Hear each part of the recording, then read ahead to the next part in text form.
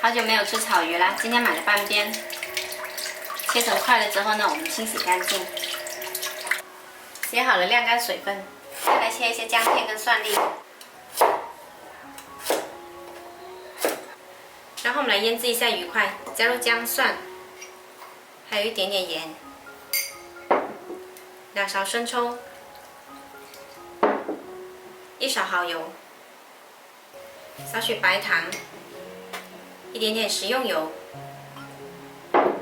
抓均匀，腌制30分钟。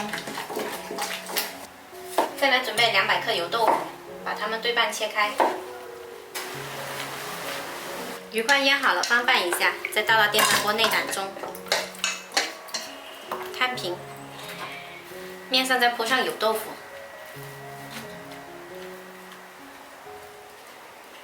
摆好，让油豆腐呢贴着鱼面，等会可以吸收到它的酱。电饭锅按上煮饭键，时间到，我们的鱼焖好了。哇，好香啊！先把油豆腐夹出来，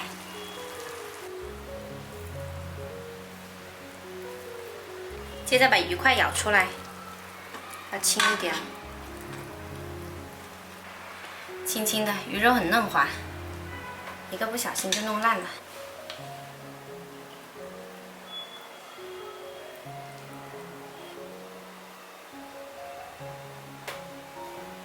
今天这个电饭锅焖鱼块呢，做法简单，超级入味，咸香下饭。喜欢的朋友可以收藏起来试一下。